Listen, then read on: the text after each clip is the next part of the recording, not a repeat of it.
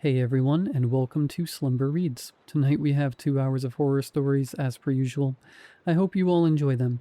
If you do, please be sure to drop a like rating. Liking the video helps out immensely, and it does only just take a quick second. Subscribing if you are new is also very much appreciated. We did just hit 138,000. I just want to say thank you. I've been here narrating stories for so many years at this point, and it just never gets old to me. And I really appreciate that there's still people that enjoy, new people coming in. I think all of that is really incredible. So just thank you to all of you, whether you're new here or if you've been here for a decade or whatever it may be. I just want to say thank you. I really appreciate it. Anyways, sit back, do whatever it is that you do to relax. Enjoy the 2 hours of horror stories with no mid-roll ads, except for the ad break after this intro. There will not be any more ad breaks after that one. And as always, I hope you all have a great night. I've never been much of a gamer, but every now and then I get swept up by a game, and it consumes all of my time. Most of my friends are gamers, but I've never been a fan of the co-op games they like to play. They like their super competitive shooters and MOBAs, where I'm more of a friend slop type of guy. I'll play single player games from time to time, but I'm more likely to just doom scroll Instagram or Reddit while YouTube fills in the background noise. My computer collects dust for months at a time. I think I enjoyed building the thing more than actually using it, so I end up bed rotting most of the time staring at my phone. Recently, while doom scrolling Instagram, I got a follow request from my old high school friend Johnny. I got a pit in my stomach. I hadn't talked to him in years. I wasn't so sure I wanted to reconnect. We were the best of friends, but that time of my life was some of my lowest moments. I had no interest in digging all that back up. I mean, would it hurt to just follow him back? We'll probably just have a quick catching up chat, and probably go back to ignoring each other. I went ahead and approved the follow request while following him back. He sent me a message almost immediately.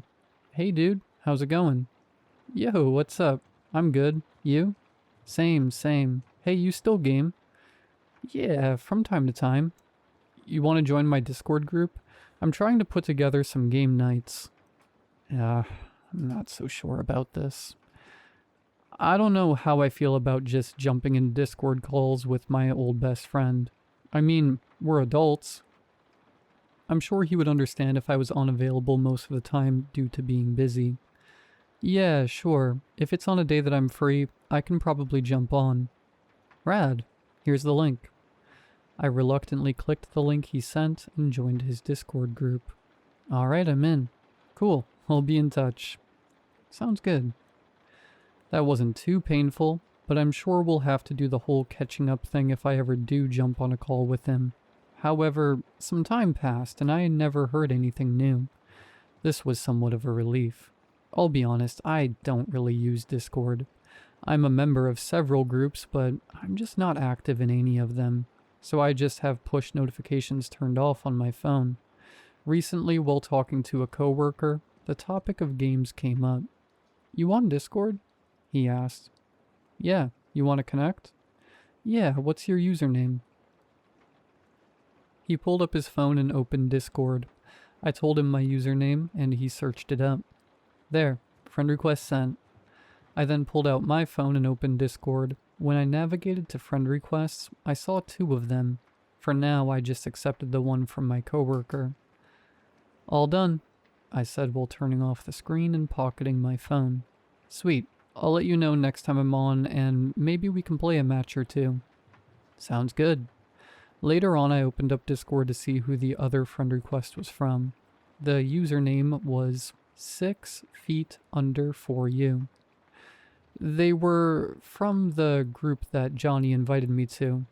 What the hell? I went ahead and approved it. I also turned on push notifications just in case my coworker messaged me.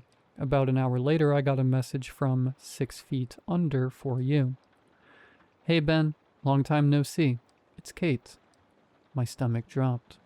This was the exact thing I was afraid of when Johnny first sent me that friend request. I didn't know he kept in touch with his ex-girlfriend. I could swear I remember them having the biggest fallout after graduation. I thought they hated each other. I guess they could be reconnecting after several years. I mean, that's probably pretty healthy. Hey Kate, how are you? Same ol', same ol'. Oh yeah, Mr. Foster still giving you crap for your messy handwriting? LOL, yup, I think he's going to fail me. I keep telling you, he's willing to give out extra credit. I've missed you. Yeah, it's been a long time. Too long. I felt everything coming back. The mental pain, the physical anguish, the deep sadness. This was the last thing I ever wanted to happen in my life. I wish the past would just stay in the past. Hey, sorry to cut this short, but I need to clock into work. Oh, of course. We'll catch up later. Yeah, for sure. I dropped my phone on the floor to the side of my bed and rolled over.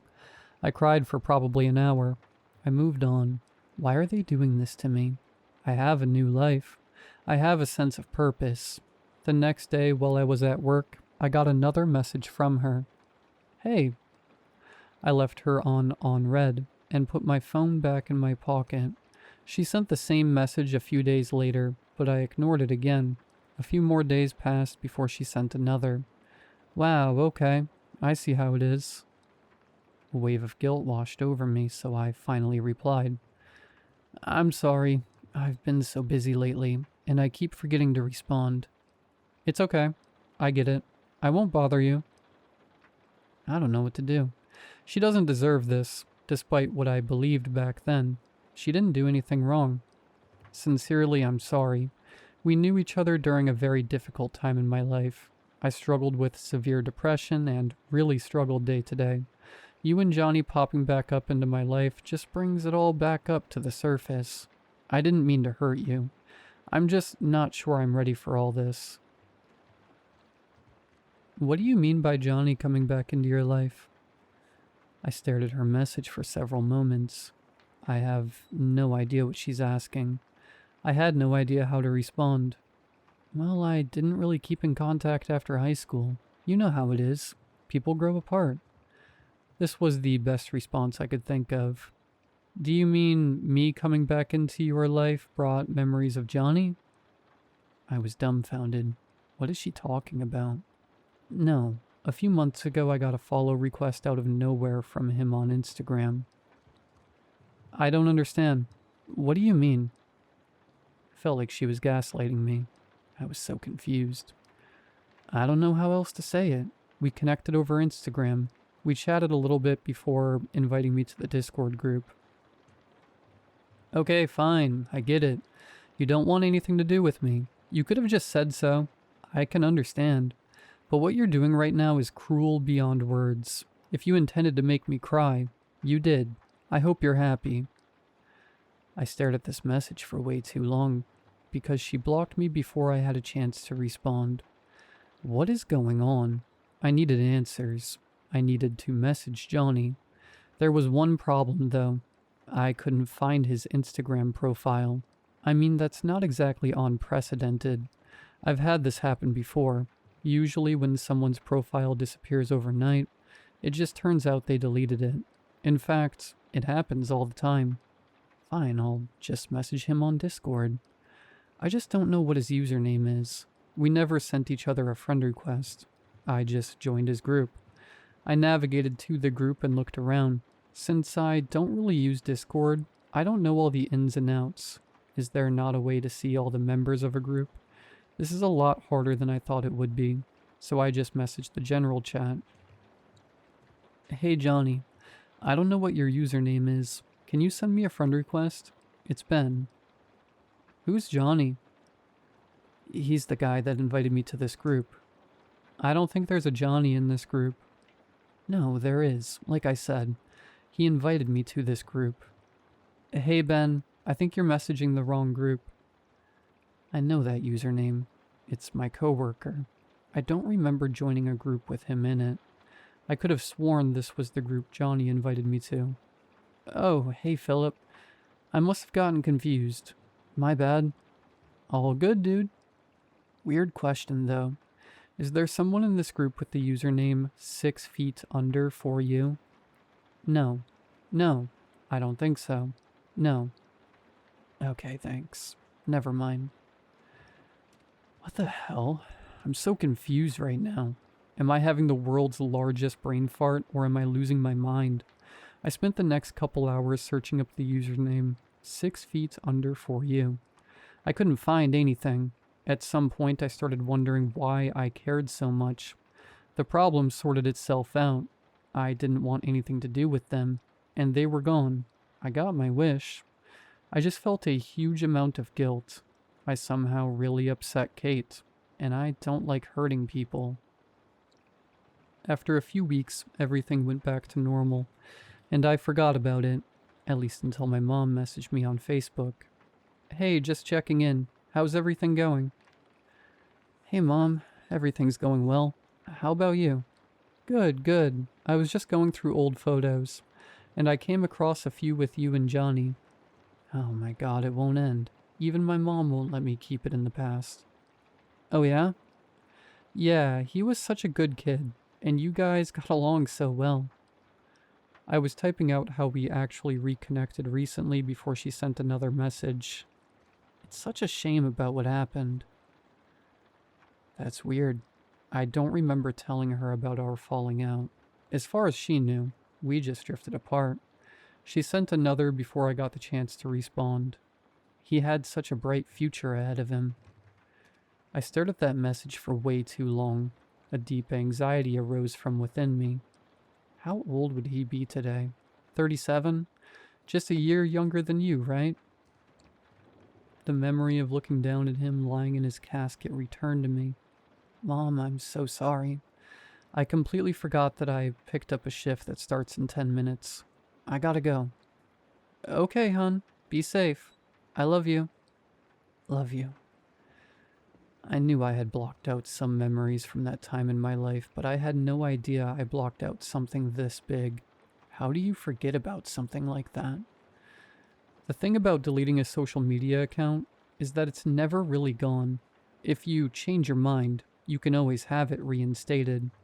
At this specific moment, I wish they could just stay deleted forever, because I'm looking at a message notification right now, one from an account that disappeared recently, and had just come back.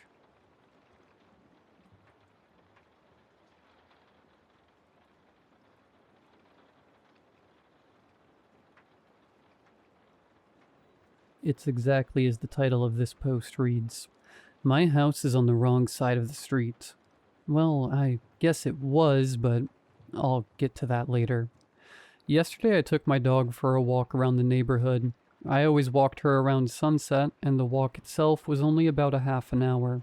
However, this time as I walked down my street and the sky shone gold from the setting sun, something wasn't right.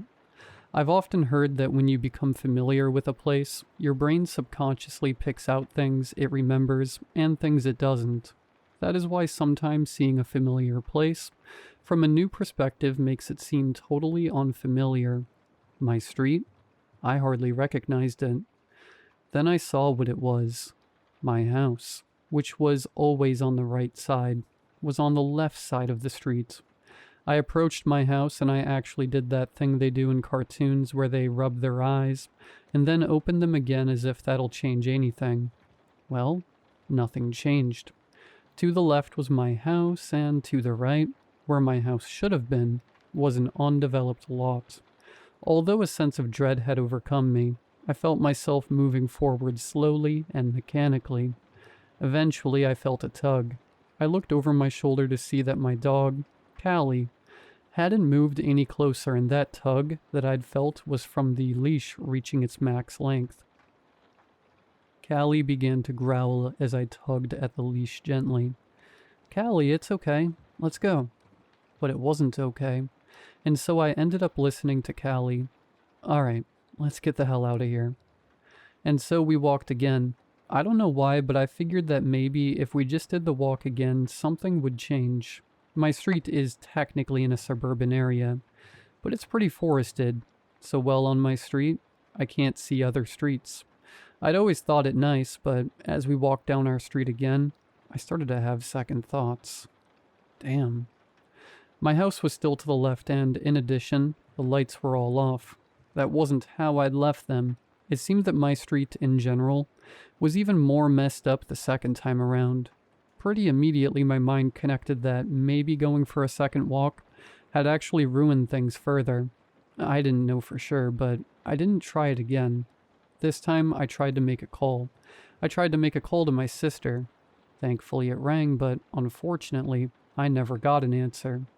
I left a somewhat panicked voicemail asking if she was alright, and then tried my best friend. He didn't pick up either. I looked around. The entire rest of the street seemed normal beside being oddly quiet.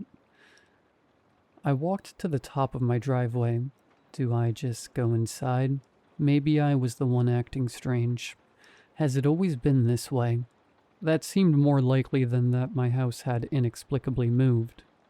My dog barked. I jumped. Callie, you scared me. Callie was barking at the undeveloped lot that had replaced my house. She kept barking, and I stood frozen. I was trying to make out what it was she might have been barking at. Nothing. There was nothing. No movement, no sound. Just eerie silence. Callie began to whimper and cowered low to the ground. She began moving towards me, never taking her eyes off the lot. Screw it. I picked her up and quickly made my way onto my porch and then inside my house. Every light in my house was off, but I made good time turning them all on and locking every possible entrance into my house. Those moments in the darkness, just expecting something to be waiting in one of the dark corners, were the most confused, terrified moments of my life. However, nothing ever jumped out at me. My house was empty. Callie found a place to hide under my couch, and I sat at my kitchen counter contemplating my next move. I didn't feel the need to call the police. For some reason, I felt that it was possible that I was the one who had this all wrong. But then my phone rang. It was my sister. I picked it up and asked, "Hey, it's good to hear from you. I know this is going to sound crazy, but what side of the street is my house on? Like, when you're walking down it. You need to turn your lights back off." "What?" "Your lights. Turn them off." Her tone was flat, very matter of fact. It almost felt cold. I don't understand. In my peripheral vision, I watched something quickly drop out of my view of the kitchen window. I wasn't sure what I'd seen, or if I'd seen anything at all. I looked down at my phone, and the call had ended. What should I do? Was that even my sister? If not, maybe I shouldn't listen to her. I looked back to the window. I swore I'd seen something move away from it. Okay, I think I would turn my lights off. I moved towards my kitchen light switch, when underneath my feet I heard the creaking of footsteps. I stopped to listen. Creak. One single footstep, and then they stopped as well. It wasn't possible that someone was below me, because my house didn't have a basement, and also, the footsteps sounded as if someone was walking inverted to me, which definitely wasn't possible. 3 more creaks. The footsteps picked up again, this time quicker and more distinct.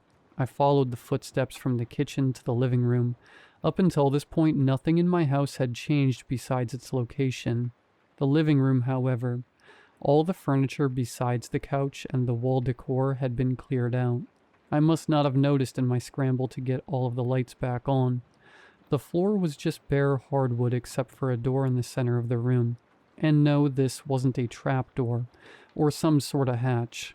It was a regular wooden door laying horizontal to the floor around it. I heard the footsteps walk right up to the door and I heard a knock. There was a moment of silence. Then another knock came, this time in a triplet. Callie, come on." But she wasn't coming out from under the couch. The door opened. I couldn't see where exactly the door opened into, but a light sniffle arose from it. Whatever was on the other side seemed to be crying. I backed out of the living room, slowly listening to every sniffle and sob that came from the door. Suddenly a leg, clothed in brown slacks and dress shoes, casually moved through the door frame. I immediately moved out of the living room and skulked up the stairs, trying not to make a sound. I remember whatever it was holding a briefcase. I remember watching the leg and subsequent body that followed adjust to the shift in gravity in a manner that almost resembled gliding. I made my way up the stairs and into my bedroom. I didn't hesitate. I quietly opened my bedroom window and calculated the damage I'd take from the fall. There was a knock on my bedroom door. Whatever it was moving quickly. I looked over my shoulder, a little lost for what to do. Then I heard the thing's triple knock, which previously had been the precursor to it just letting itself in. So I lowered myself out of my bedroom window and prepared to drop. As my bedroom left my view, I saw the hallway light shine in as the door opened. Once again I heard that crying. Moments before I let myself drop, I saw the start of a very tall man's head wearing a bowler hat scraping along my bedroom ceiling. I didn't have much time to contemplate this though, as I soon made contact with the ground. Thankfully, I landed okay and the adrenaline got me to my feet. I made a break for the road and ran up it without looking back. "Callie, please stay under that couch." As I neared the top of the street, I caught a glimpse into one of my neighbor's houses. The front door was wide open, and hanging by a single hinge. The living room curtains were drawn and I could see blood splatter staining the wall in a morbid display. I picked up my pace again and made it off my street. However, I kept moving until I found a main road away from the street. It was then that I noticed that during all this, the sun had never fully set. In fact, it seemed that it hadn't moved at all. Eventually I found a gas station and sat out front for hours. It was just nice to be around people coming and going. I felt secure. After some time, my friend came and picked me up. I stayed at his house for the night. I was unsure of what to tell him, but he's a good guy and let me stay without needing a reason. I slept horribly, and after some painfully long hours, morning came. Around noon we drove over to my house. It was on the right side of the street, just like normal. I went inside cautiously. My friend must have thought I'd lost my mind. Callie was fine, but her leash was still on. I walked up the street and to my surprise, my neighbor's house was empty, a for sale sign in the front yard. There was no sign of him. That wasn't how I remembered it, and something inside me was scared to ask where he'd gone, or why he decided to sell. I'm writing all of this now to share my experience. I have no clue what happened to me last night. It feels like I imagined the whole thing, but I know I didn't. I haven't really known the best way to go on with my day, so I spent the rest of it driving around with Callie. Although as I'm writing this, I'm getting a call from my friend. It seems he sent me a text too. Let's see. It reads, "Yo, what I'm about to ask is going to seem crazy, but just please answer me anyway."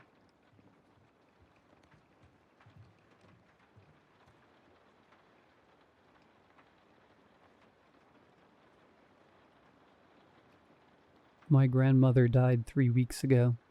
I found my grandmother's journal. The last 50 years were spent keeping the water babies quiet. My grandmother died on a Tuesday. By Friday, I was standing alone in her house overlooking the Snake River, wondering why she'd insisted I be the one to clean it out. She lived outside Massacre Rocks for over 60 years. The locals knew her as the old woman who carved toys out of driftwood and left them along the riverbank every month. People laughed about it.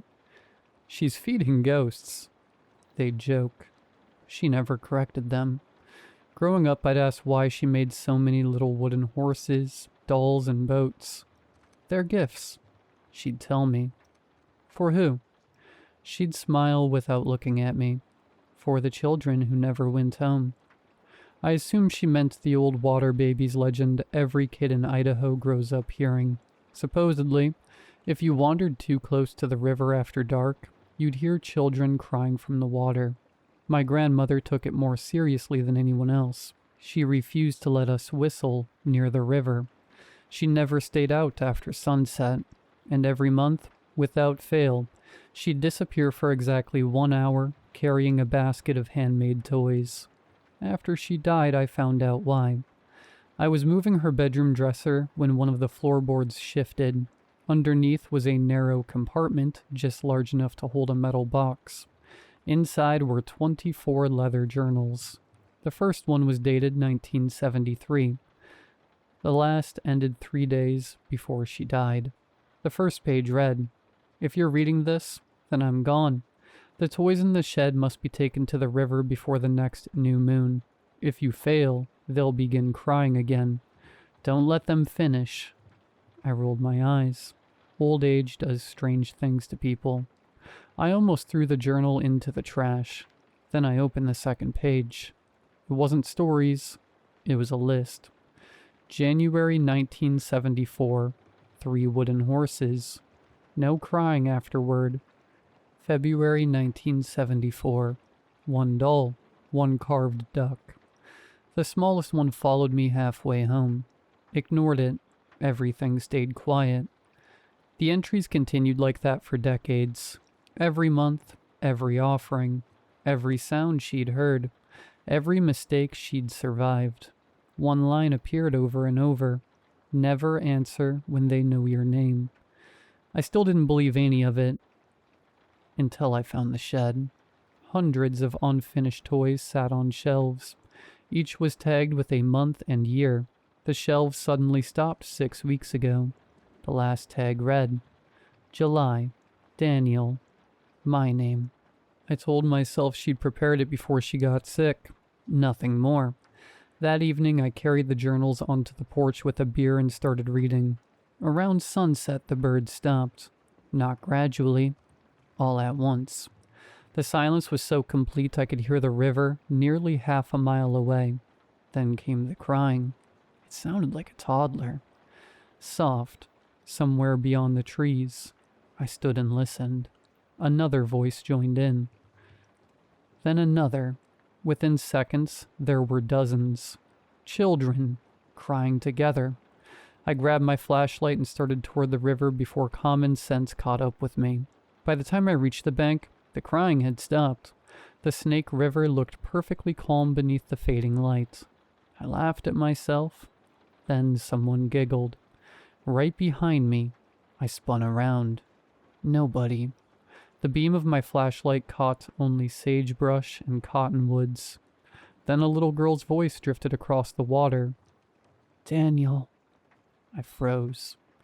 The journals slipped from under my arm. One landed open in the dirt. The page I saw made my stomach drop. They always say your name first. Something splashed. Not like a fish. Like someone stepping into shallow water.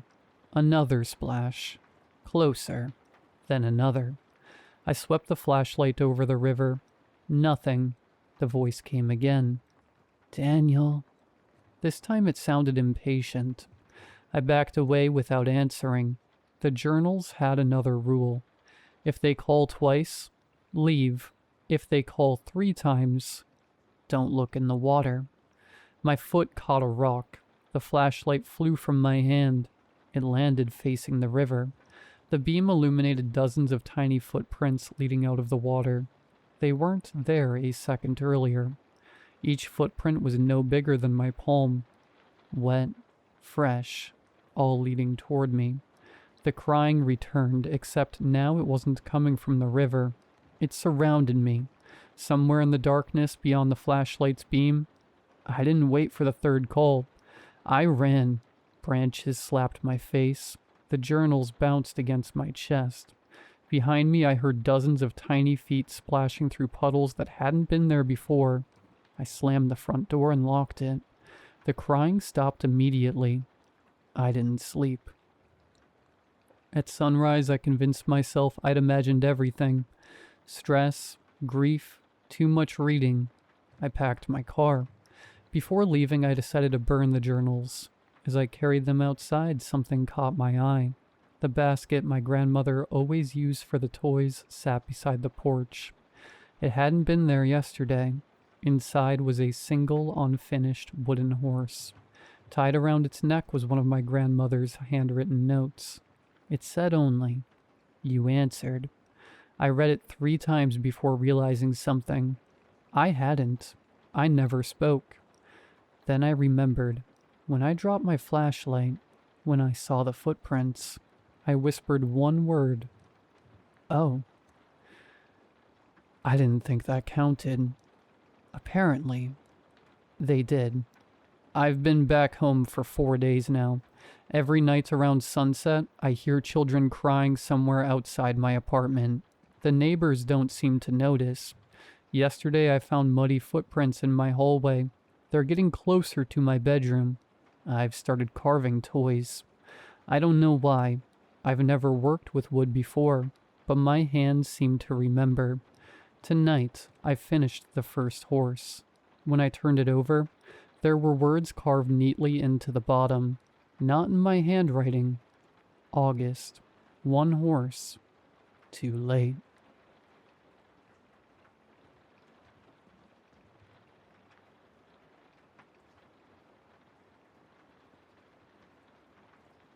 As a born and raised Iowan, I'm no stranger to tornadoes. Most Midwesterners are accustomed to tornado season. It's just a fact of life here. We tend to be pretty blase about tornadoes since we're so accustomed to experiencing multiple tornado warnings every spring and summer. Yet it's exceedingly rare to actually see a tornado in person, let alone have one strike your home. That being said, I'm one of the unlucky few. The year was 1994, and I was an obnoxious college freshman at a small private university, about 2 hours from my hometown. Close enough to feel familiar, yet far enough to feel new.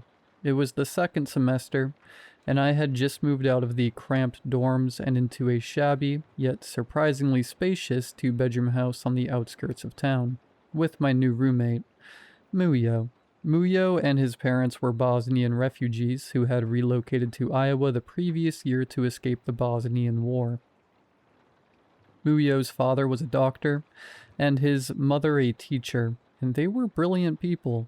But since neither of their licenses were valid in the US, they found work where they could, in one of the many meatpacking plants. Muyo was a pre-med student, following in his father's footsteps, with a brain to match. Not gonna lie, I was jealous of his work ethic. 2 semesters in, and my major was still undeclared. I was less concerned about figuring out what I was going to do with my life than I was with beating Mortal Kombat and finding upperclassmen to buy booze for me. I was a bit nervous moving in with Muyo, coming from small-town Iowa and not knowing a thing about Bosnia or its culture, but Muyo and I were fast friends. The catalyst being our shared love of video games. Back home, all Muyo had was a knockoff NES called a Pegasus. He was enamored with my SNES, and I was more than happy to show him the ropes. When he wasn't studying and I wasn't partying, we'd spend our free time combing through flea markets for discount games. I helped him practice his English in exchange for him helping me with my chemistry lab reports. Doing them for me, and his mom was always bringing over homemade burek. I helped loosen him up, and he helped keep me accountable. Overall, it was a great arrangement for both of us. It was a typical Friday in late April, a bit chilly with a pleasantly warm breeze. I generally don't keep a close eye on the weather, but I do recall seeing on the local news that there was a moderate risk of severe thunderstorms that evening, including the possibility of tornadoes. It was a pretty typical day of classes, one that wasn't especially memorable. I overheard chatter about the incoming storm, but mostly in the context of classmates debating whether they should hit the bars after class or stay in. No one seemed especially worried about the threat of severe weather, just trying to plan around it. 'Twas the Midwestern way. Muyo's final class ended an hour before mine, so it was no surprise that he had beaten me home.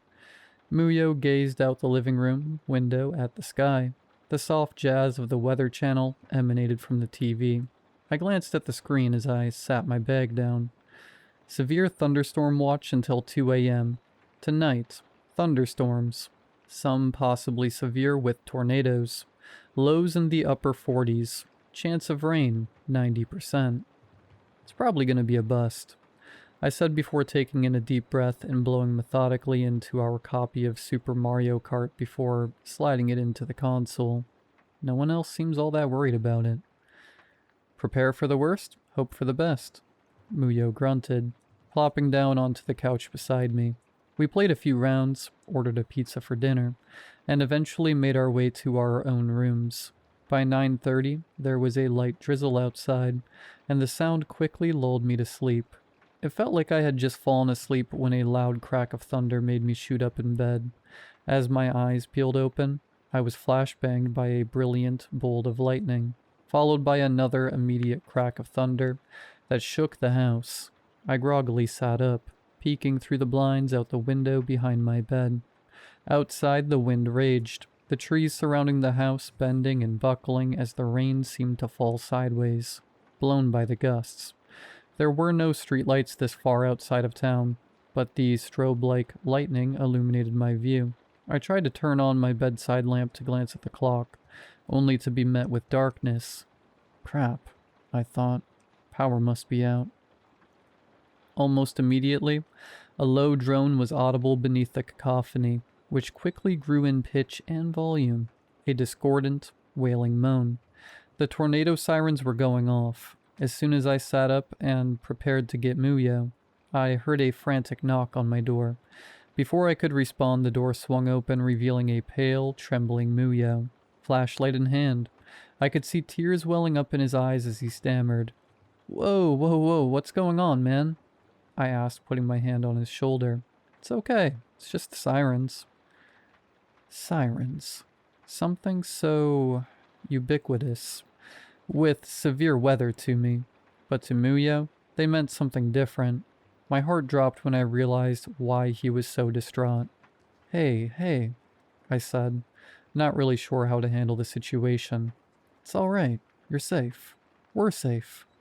Muyo buried his face in his hands, choking back a quiet sob before nodding slowly. Christ, the stuff this guy must have gone through. It's just a tornado warning. It doesn't mean there's actually a tornado, just that there could be one. Muyo tensed, his voice agitated and panicked. Sirens don't sound for no reason. I couldn't help but flinch slightly, startled by the sudden outburst. It was clear that Muyo was deeply troubled by the situation, and I honestly couldn't blame him. Muyo took a deep breath, his gaze locked to the floor. Sorry, I didn't... Nah, man, you're good. Let's head down to the basement. I pulled the top blanket off my bed, slinging it over my shoulder. I reached into the nightstand drawer and grabbed my hand crank weather radio. With the power out, it was our only way to know what was going on out there. I kept my hand on Muyo's shoulder, sort of pushing him along as we crossed the house. As we descended the basement stairs, the sirens became more and more muffled, and Muyo seemed to relax a bit. The basement was small and unfinished, grimy, dusty, and spattered with spider webs.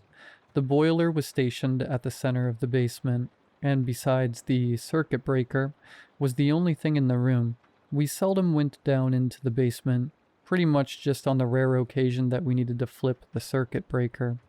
I spread the blanket across the floor in front of the boiler, giving us a more comfortable place to sit. Muyo propped the flashlight against the boiler and began to turn the radio crank. The radio slowly came to life as Muyo fiddled with the dial, scanning for an audible station.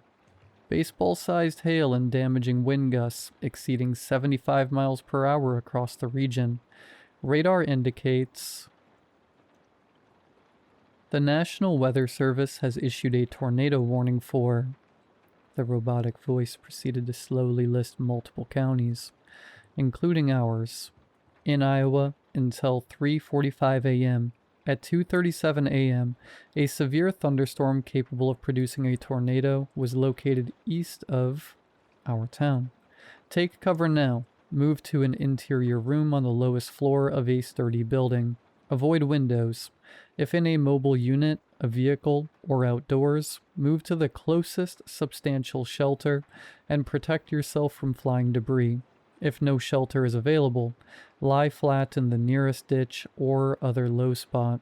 Doppler radar has indicated this storm may contain Pa told us all to go inside. The size of baseballs or larger. Take cover now. There was no pause or change in cadence or tone when the voice deviated from the script. As the local weather broadcast resumed, Muyo and I exchanged confused glances. Pa told us all to go inside? Muyo slowly repeated. What do they mean by that? I shrugged. I don't know. It doesn't make any sense. It was probably a mistake. I suggested. Maybe someone at the station hit the wrong button. Muyo didn't seem satisfied, but slowly nodded. We continued listening to the local weather reporter as she detailed the storm heading towards us. Wind gusts of up to 60 miles per hour may cause... Another one? I scoffed. Christ, that was fast. As the robotic voice began its spiel, I quickly realized that the message was identical to the one that had been broadcast a few minutes ago. At 2:37 a.m., a severe thunderstorm capable of producing a tornado was located. The sky was green. The roosters were crowing. Cover now. Move to an interior room on the lowest floor of a sturdy building. Avoid windows. If in a mobile home, a vehicle, or outdoors, move to the closest substantial shelter and protect yourself from flying debris. If no shelter is available, lie flat in the nearest ditch or other low spot. Doppler radar has indicated this storm may contain destructive hail the size of baseballs or larger. Take cover now. The voice interrupted itself, then continued without missing a beat. Something's wrong, Muyo muttered. Should we call the station? I think they've got their hands full right now, I said dismissively, trying to mask my own sense of unease. I bet the signal's jumbled or something. I don't know how it works. Probably best not to leave the basement now anyways, Muyo observed, clearly a bit dissatisfied but preoccupied with listening intently to the broadcast as the storm intensified. The wind howled outside, punctuated by crashes of thunder. Based on what the weather report was saying, the worst of the storm had reached us. We were in the middle of it now. I stared at the concrete wall, aimlessly tracing shapes with my finger on the blanket as the reporter discussed the wind speeds occurring in various communities. It sounded as though our town was in the lead. Muyo remained tense, slowly nodding as though he were chewing and digesting every spoken word. Meanwhile, just a few miles south, we've received reports of wind gusts reaching... And then it made a lot of loud sounds, and a loud beep sound. What the hell? I exclaimed with half a laugh. What is it this time? Same as before. Severe thunderstorm, take cover, yada yada. If no shelter is available, lie flat in the nearest ditch or other low spot. Doppler radar. Ma put me in the cellar. She said I had to pray. I prayed we'd be safe. Destructive hail the size of baseballs or larger. Take cover now. The look of discomfort on Muyo's face echoed my own feelings. Is someone pranking us or something? I said with a chuckle that hardly masked my nervousness. What's the joke? Muyo challenged, and I had no response. The broadcast resumed, muffled by the sounds of hail pelting the roof. Radar indicated Hook Echo just east of... And then more beeping sounds. Ugh, I rolled my eyes, dramatically flopping onto my back. Can they please stop with that tone? In all honesty, I was thoroughly unsettled and confused. Why did they keep interrupting the broadcast with the same alert message? And why was the narrator interjecting random statements? I almost had to laugh it off to keep myself from getting freaked out. If in a mobile home, a vehicle, or outdoors, move to the closest substantial shelter. The chickens were screaming. Ma was crying. The wind smelled like dirt and metal. Lie flat in the nearest ditch or other low spot. Doppler radar has indicated this storm may contain destructive hail the size of baseballs or larger. Take cover now. I felt a chill run down my spine.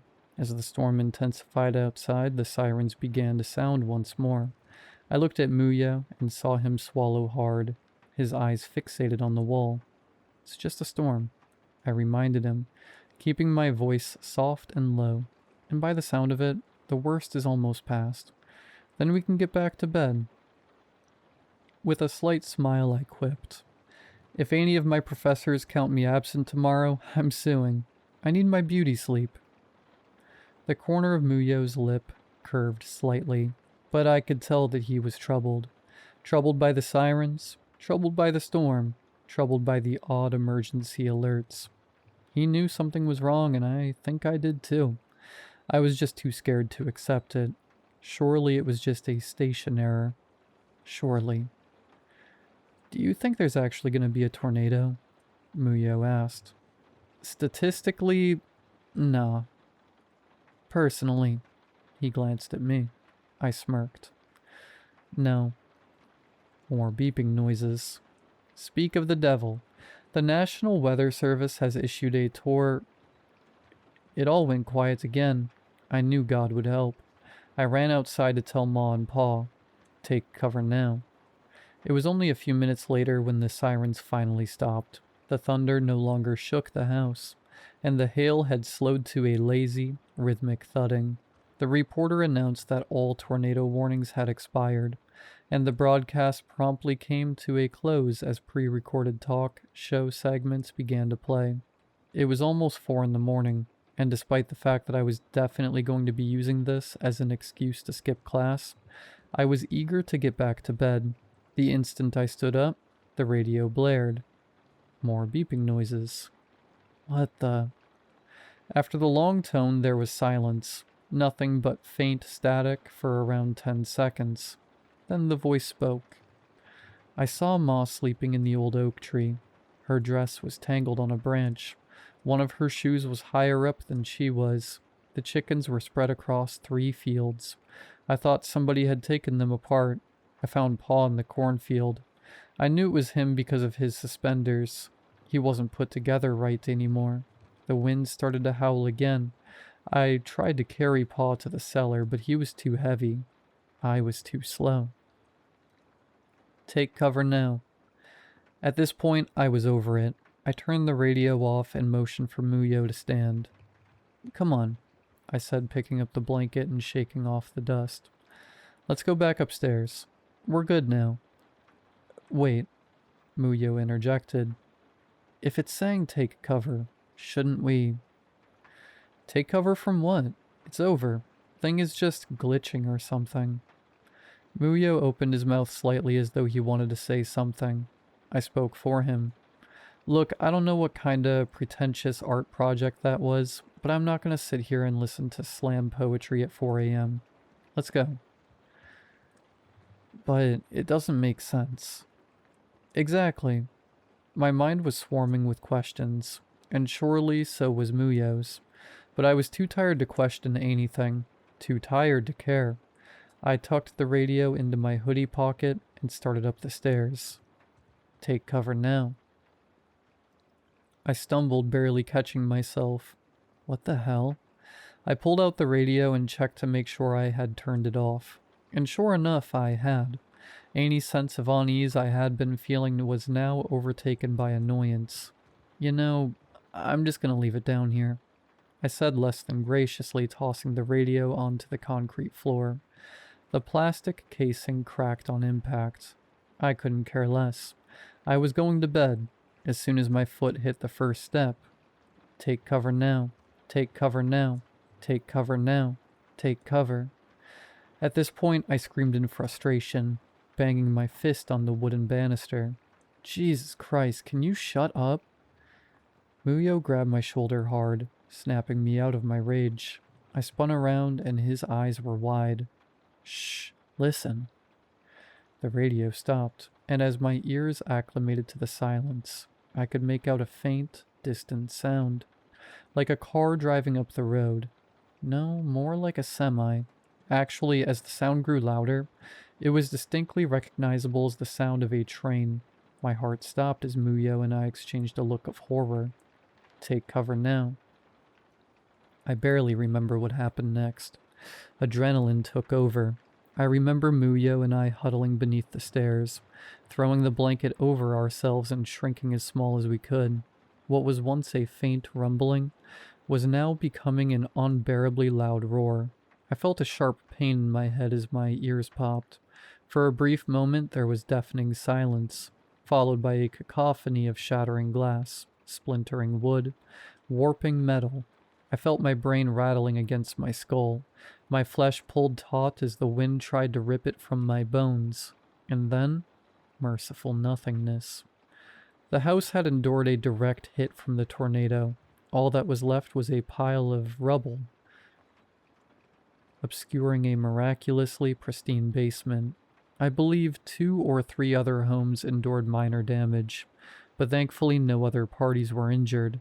And as miserable as the recovery was, my body was effectively one giant bruise. Muyo and I both got off about as easily as someone hit directly by a tornado could hope for. If I hadn't listened to Muyo, I wouldn't be alive to tell this story. But more perplexingly, neither of us would be alive if we had not heeded the mysterious warning. Over 30 years later, I find myself hunkered down in my basement with my wife and month-old daughter as the sirens blare outside.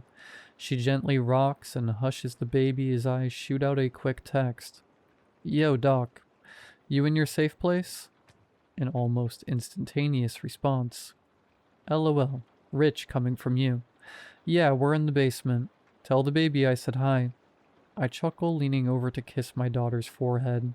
The sirens don't last long, leaving only the soft rumbling of thunder in the distance and the rhythmic tapping of raindrops hitting the roof. It's rather cozy. Think we're good to head upstairs, babe? Looks like we're in the all clear. My wife holds up her phone with the weather radar app open to show me, and the silence is broken by the harsh screech of an incoming emergency alert. Our daughter startles awake and begins crying as we fumble with our phones to silence the blaring. As my wife shushes the baby, I glance down at the screen. Emergency alert. National Weather Service. Tornado warning in this area until 8:30 p.m. CST. Take shelter now in a basement or an interior room on the lowest floor of a sturdy building.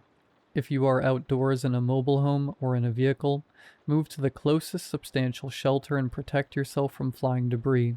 I sat in the basement with my wife and month-old daughter. I already knew what came next.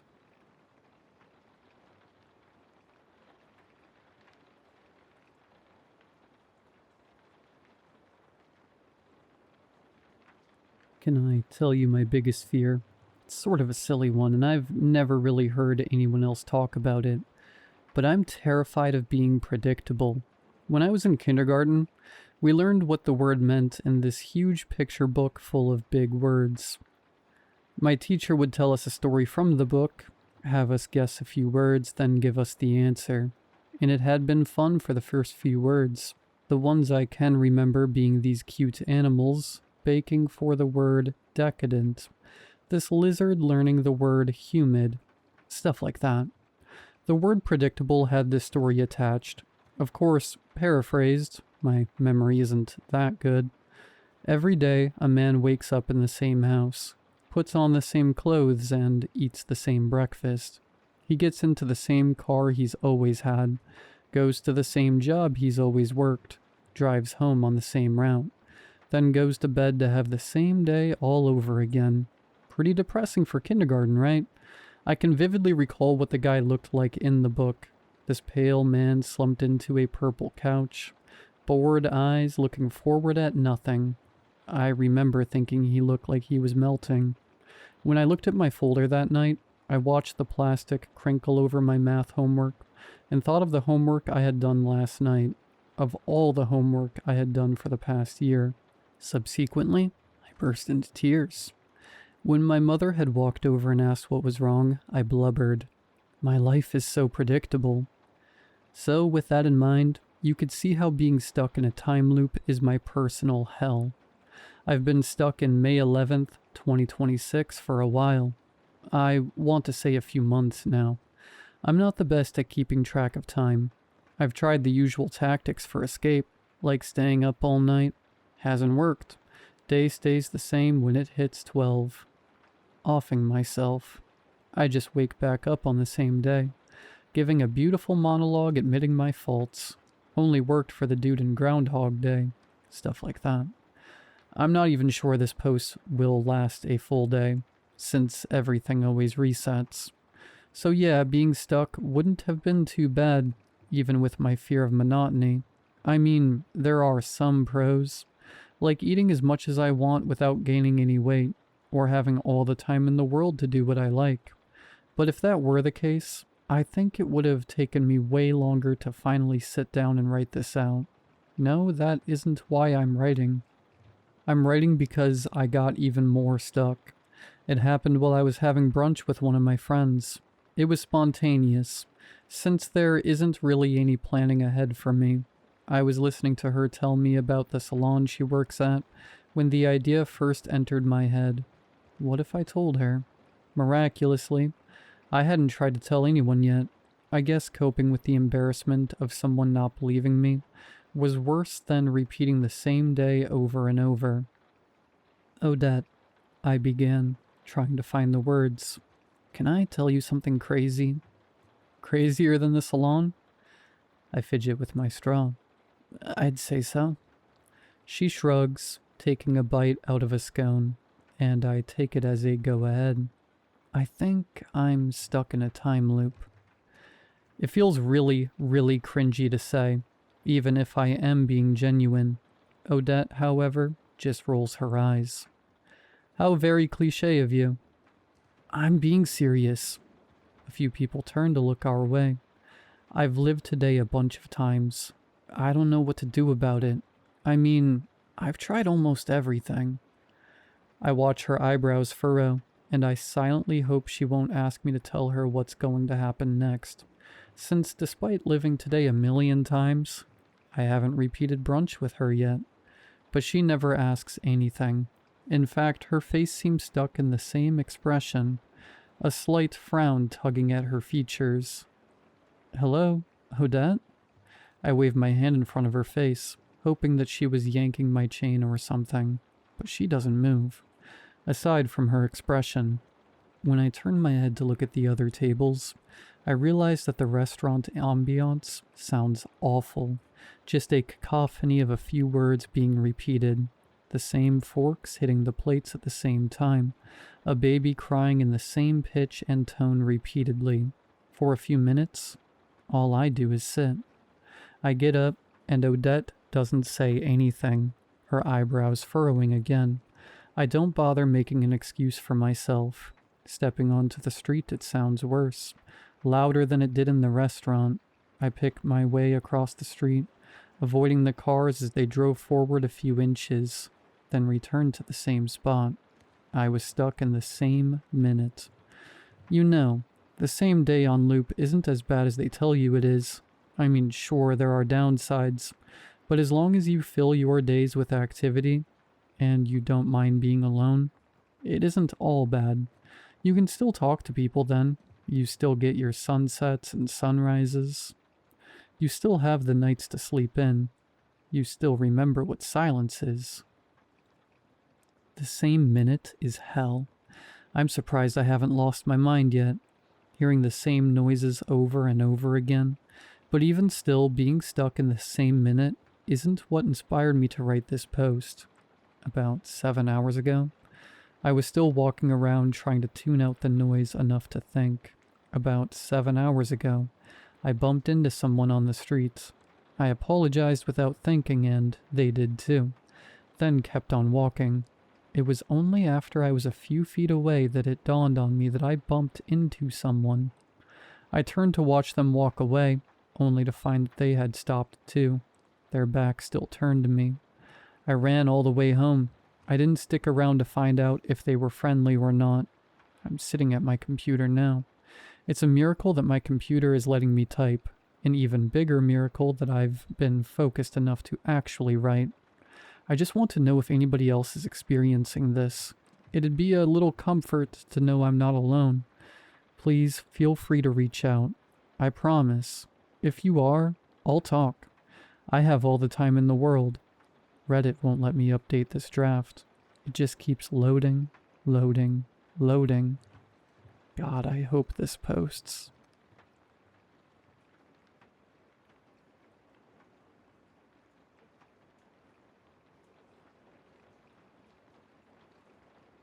It was supposed to be a perfectly normal family outing. My mom, my dad, my sister, my baby brother, and me. We were a middle-class family living in southern Manchester in the 90s, in a classic suburban home in the Heatons. I stayed with my parents and siblings, never really moving out of the house or neighborhood while living with them. Usually, my mother woke my sister and me for school. We'd get breakfast and walk to the nearest school district we were enrolled in. The routine was normal. Wake, eat, school, and home. Seldom would we get out as a family to a shopping center, or the piers, where we'd have a relatively good meal of either fried food, fast food, street food, or mom would just propose to cook at home, to all of our dismay. But on one spring evening in February, my dad came home with a big grin. The man rushed to my mother, who was cooking in the kitchen with Troy sitting on a high chair, devouring colored blocks bigger than his mouth. We won the free dinner," Dad said. "Oh my God, how's that possible?" Dad shrugged. He chuckled to himself before shoving an envelope into Mom's hands. "I don't know either. I called them earlier and they asked me a bunch of questions about our food preferences. He had a lot of questions about allergens, but I reassured him nobody was sensitive to anything." This is great news. Orago is extremely exclusive. I hear those snooty shallots in the Revlon counter constantly talking about months-long bookings. Mom held the letter, reading the print on the page, as I tried to keep my attention solely focused on my homework on the dining table. Her grin faltered slightly as she read deeper into the print. "Oh, dinner is scheduled in April." Her smile was plastered back on as she looked up at Dad before continuing to cook. I had practically forgotten about that whole conversation until April of that year, when I got home from school disheveled from playing soccer with my schoolmates. Mom wasn't pleased, saying I should have gone home earlier and cleaner, before telling me to get into the bath and wear the outfit on my bed she picked out. "Alan, to the bath, now." Her voice lingered. The outfit looked brand new, or I just never wore it enough to notice, as vests weren't really my thing even then, especially when I wore them over a shirt and under a coat. Time practically moved faster than it usually did when your family is in a frenzy, until we found ourselves in Dad's car, on the way to spinning fields. That part of the city looked mesmerizing from inside the car. We only ever passed by only to get to another point before, but to really see the tall skyscrapers and commercial buildings in its peak bustling hour feels different when you knew the destination was exactly there. "You'd better be on your best behavior when we get there," Mom said. Claire sank into her seat, unhappy with how she looked in her frilly emerald dress. "Tell that to Ivan." "I only fight back when you start it," I retorted, leading to Mom having to tell us both off while Troy sat happily in his car seat in a small but adorable suit.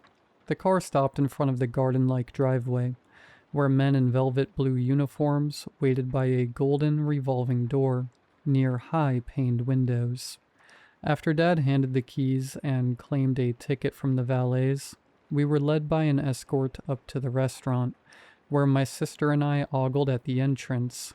You could see the giant aquarium from the outside, while the nearby wall lit up with the establishment's name and logo, Orago's.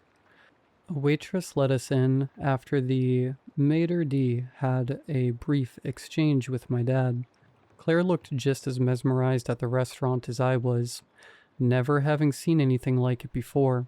We were used to the yellow and red, ketchup and mustard type of interior from fast food places. To see a fancy restaurant was a brand new experience for us.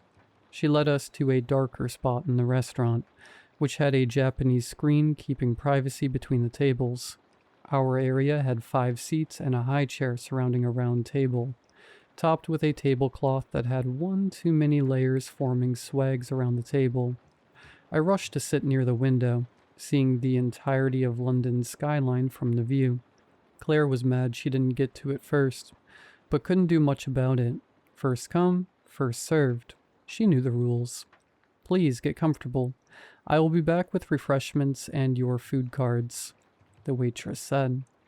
Mom was seated beside Dad, while Claire was seated beside me, and Troy was seated in the provided high chair beside Mom.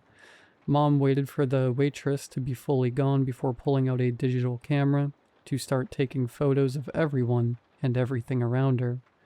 Meredith is going to fume seeing these photos, she said, jeering behind the camera.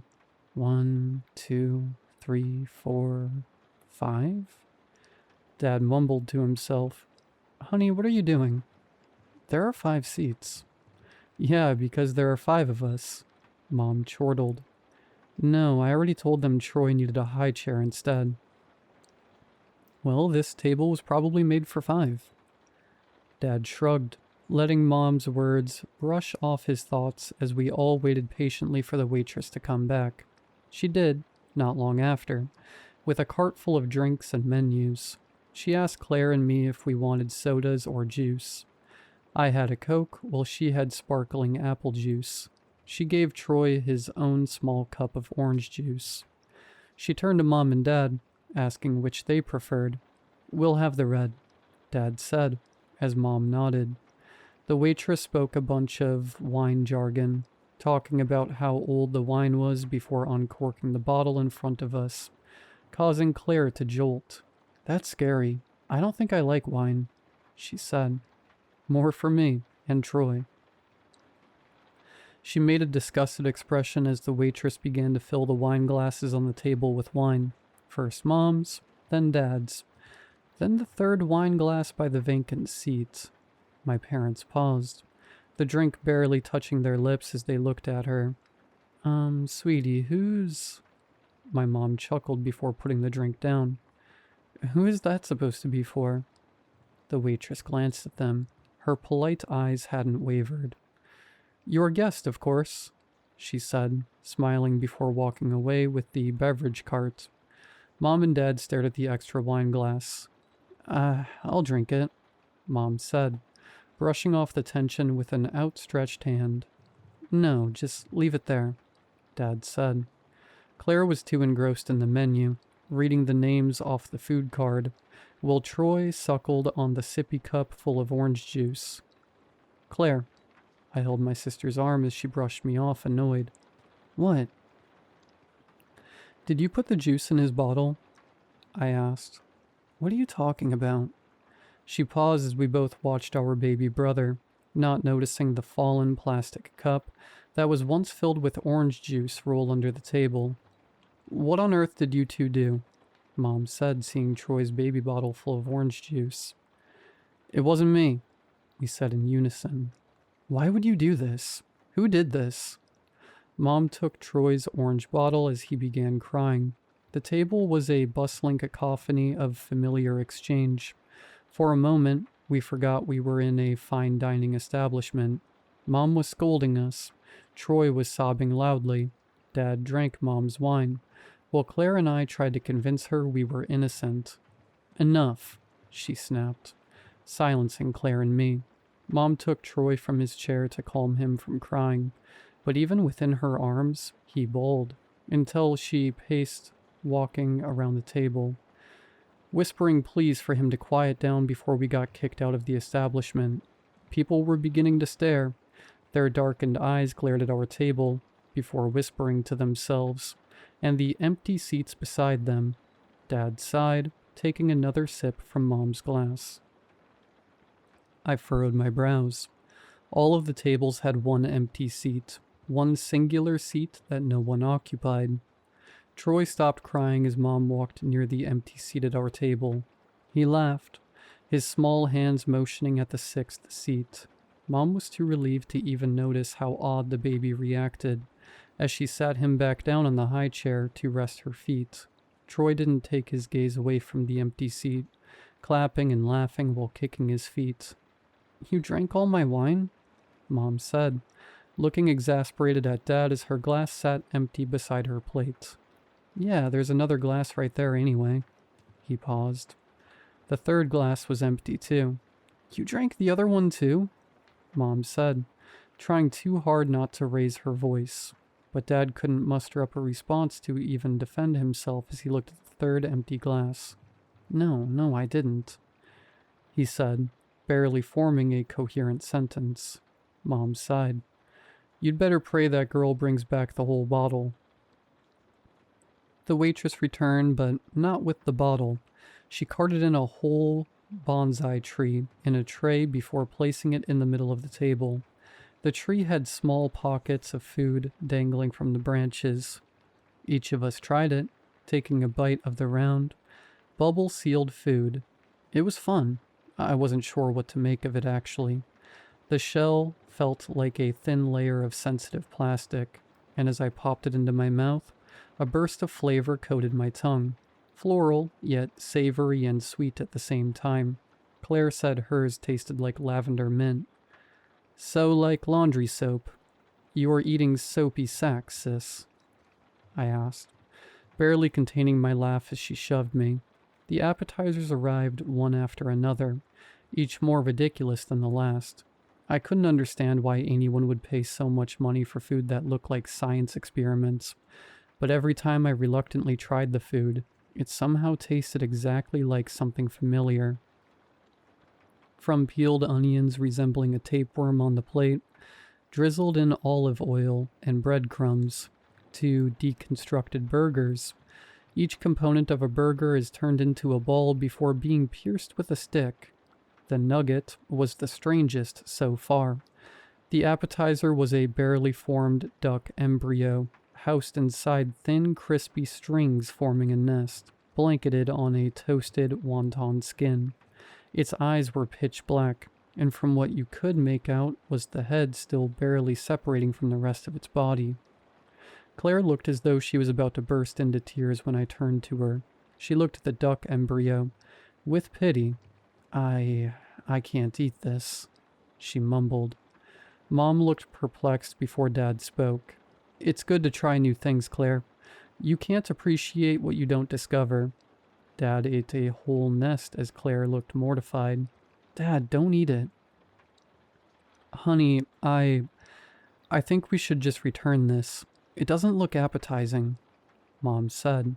"Nonsense. It's fine, I'll eat it." Dad practically finished the whole plate as we watched him eat all 8 nests. The 3 of us sat in silence watching him eat, before he gulped down the whole glass of water in one breath. Troy didn't understand what was happening on the table, and quite frankly, we didn't either, although he was more particularly occupied by the empty seat opposite to him. The empty plate with untouched utensils looked proper, ready, waiting.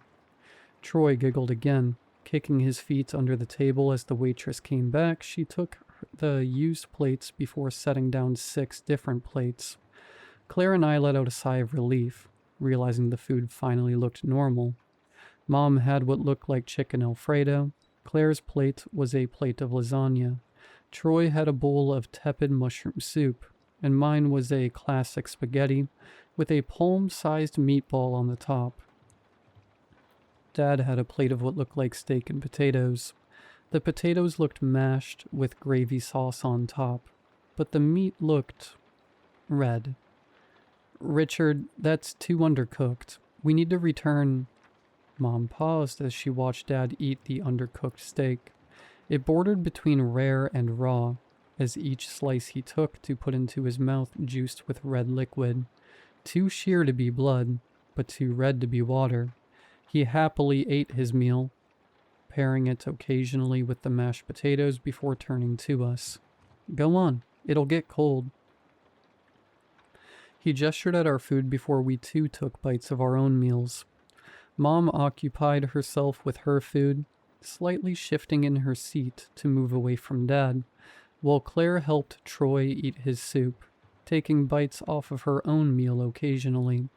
I ate my own meal as well, though I was better off eating nothing at all, as my taste buds barely registered the food. My mind was occupied with the sixth plate between Dad and me. My fork balanced the giant ball of beef, as my eyes trailed towards the curling heat steaming from the plate a few feet away. The dish looked like a plump pouch of sheer flesh, resting on top of an orange sauce. I jolted back slightly, seeing a seam tear open, a clean, straight slice, before small intestines began to pool out along with a soup of thick cream liquid. I checked the food card I set aside, and right on the main course category, my eyes settled on the Babe, a pound of steamed, milk-fed baby goat intestines, cooked with mushroom raw, wrapped within the goat mother's flavorful rumen, served with the in-house citrus sauce. Mom? I muttered under my breath. I wasn't sure if my mother heard me the first time, as I was about to call attention to the sixth plate, but the meatball on my fork finally slipped off as it rolled down onto the floor. A wet slap hit the ground before the sphere disappeared beneath the table. I felt a heated glare against the skin of my nape. When I turned, I saw Dad's eyes towards me, blank, empty as his mouth opened to speak. I caught a glimpse of his bloody teeth, the once white teeth he meticulously maintained, and encouraged Claire and I to do the same. The man who emphasized on the importance of hygiene was a far cry to what I was seeing now. Put it back on your plate. It's rude to make a mess, Dad said. The red juices from his meal lined the edges of his mouth. I got off my chair reluctantly. Before getting to my knees, lifting the layers of tablecloth, I was met with a darkness bordering on pitch black. I squinted, trying to make out where the ball of meat could have been until I was staring right at it. In front of my face was the meatball clasped within an outstretched hand towards me. My throat practically clamped shut as my breathing halted, my own hand uncurled by itself right under it. As it handed it to me, my eyes never left the dark. It never left the sight of the aged, grayish-pale hand, with nails too long and dull. I felt my hand tremble as the meat slopped against my palm. The black shadow or outline I had been looking at, or what felt like minutes, had moved. And that's when I finally saw light peek from the other side of the table. The heart in my chest dropped. Through the small hole of torn fabric, I saw Troy's feet dangling, wearing only one shoe, as the other had already fallen under the table. He was inching closer and closer. The only thing keeping him held on to the seat was the harness holding him to the chair. Dropping the meatball, I practically jumped from under the table before rushing towards Troy, unhooking the harness and carrying him into my arms. The baby began to cry as I held him close. "There's something under there. We have to leave," I practically yelled out. I didn't care if I was drawing attention from other diners. "What are you talking about? Alan, sit down," Mom said. "No, we have to leave. We have to go now," I said. Dad's face hadn't changed. He wasn't even reacting to a thing I was saying. Meanwhile, Claire was at my side as she cooed to calm Troy. Mom was trying to get a hold of the situation, but as she stood, the table began to shake, while Dad sat on his own, unmoving in his seat. Every unfinished food on the table began to topple to the floor as Mom backed against the wall, holding her purse. The waitress came back while the table shook violently, and she sighed. "I'm afraid you'll be asked to leave. We've been receiving some complaints about the commotion from your table," she said as I rushed past her, with Claire following behind. Mom dragged Dad as we all rushed out of the restaurant and into the elevator. I watched as the waitress and maitre d' stood just outside by the glowing sign, Orago's. before the elevator door ultimately closed the barrier between our family and the restaurant. What was? Claire muttered, but her words barely made it out as she, too, could barely process what had happened. We waited in the lobby where Mom demanded that the receptionist let her use the phones. Shortly, Granddad came by taxi. Mom told Gran that Dad couldn't drive, that he had too much to drink in the restaurant, to which he scolded him on the hotel lobby's couch for being irresponsible. But Dad barely listened. He just stared at the floor before Mom gave him the ticket from Dad's suit jacket to get the car from the chauffeurs. During the ride, Dad was shoved to the back seat while Mom sat on the passenger seat, and the three of us children were in our usual spots. Claire and Troy had fallen asleep while Mom spoke to Gran about what happened in the restaurant. Gran only listened as he drove, while my eyes trailed to Troy's shoeless foot. I lay my head on him gently, thankful that my baby brother was safe from whatever it was under that table. Though it felt like the storm had passed, I could still feel the lingering stare, the feeling of eyes glaring towards me, at the back of my head, and on the skin of my nape. As weeks and months had gone by since that day, Dad became an alcoholic. After work, he would come home to drink more than 3 glasses of wine. I noticed the strain in Mom and Dad's relationship. They no longer greeted each other with kisses before and after work. Mom would sometimes sleep in Claire's room, and this became the new normal for us, even if it never truly felt normal beneath the underlying feeling none of us could address. It had been years since that faithful dinner. Dad had passed from alcohol poisoning alone after I graduated college. Mom and Dad were already divorced by heart years before he passed. Taking us with her to live with Granddad, Claire, Troy, and Mom still lived together in Manchester, while I had to move to London for work. Although many years had passed, and sometimes I do find myself thinking it was all just in my imagination, that maybe I really did make up whatever was hiding under the table.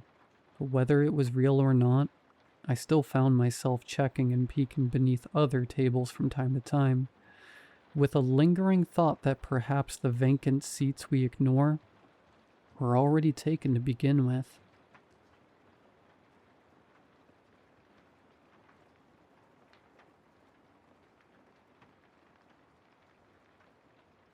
I slowly paced back and forth through the upper apartment of the entire home we were renting from an unsavory landlord. Despite his searching for answers to his life's problems at the bottom of a bottle, he cobbled together a 2-story home which gave safe harbor to my quaint family. My daughter, Rose, was finally fast asleep, gripping my loose white t-shirt. I sighed quietly with relief, as this was not the first night we had trouble putting her down for extended sleep. Rose had just hit the milestone of 7 months old. By now she was able to sleep mostly through the night, providing much-needed sleep for myself and her mother, by not requiring feeding every 2 hours. For the first few days as a 7-month-old, she was as precious as could be, wistfully snoring away the moonlit hours, with no crying or fussing, allowing some hard-earned rest to her parents. While I could function for 5 hours minimum, my wife struggled more with the lack of sleep. I did right by my wife, offering endless support. It was the least I could do after she pushed our 8-pound, 7-ounce miracle free from her gutty works. It was an interesting time being a parent. I couldn't help but smile as I sat on our sectional couch in the living room, finally allowing my eyes to close for the night. My daughter safely deposited into her crib. No sooner did I relax, did a cacophonous wailing echo throughout our apartment. Bolting upright, I quickly strode into my daughter's room, opening the door quietly as I possibly could to minimize any distress the poor child was dealing with. Despite the incessant wailing, Rose calmly slept. Her mouth did not move, nor did she have any expression of pain across her cherub face. She looked warm, comfortable, and altogether unbothered by the situation. I rested my hand upon her crib, that I built myself staring at her muffled movements in the darkness of her room. As my sleepy parent brain adjusted, I could still hear the crying, though it was coming from another part of the upstairs floor. I crept around slowly, as my wife was still fast asleep in bed, only to find our black cat, Felony, wide awake and sitting at the sliding glass door to our back deck. Her tail twitched and brushed the cold linoleum as her ears perked up at the increasingly distressing wailing. It sounded just like Rose on her worst day, if she absolutely wasn't having it. Walking up to Felony, I scratched her backside. She calmly turned her emerald eyes toward my face and let out a quiet meow, as if whispering to me not to disturb whatever was making that terrible racket. Sitting on the cold linoleum floor, staring out at the night sky offered me some perspective. Though the crying was worse from this part of the house, it appeared as though it was coming from below our deck. I checked my smartwatch. The ruddy cheeks and baggy eyes of mine formed a strange reflection overlapping with Mickey Mouse's whimsical, eternal smile from the 60s. The digital clock read 4:08 a.m. I opened the glass door to the back porch and stepped outside, with Felony in tow. "Call Clyde," I whispered into my smartwatch. The silent vibrato buzzed in the quiet dawn of the not-yet morning. "Mikey," the voice responded, awake, as I thought he would be. "Hey, I just put Rose down. Do you think you can—" "I'm so sorry, son. I gotta get better at this." His quick apology assured my suspicions. Clyde, my wife's father, had been living below us for the better part of a decade, helping our small family grow while also subsidizing the cost of rent to the 2-story thing our landlord called a house.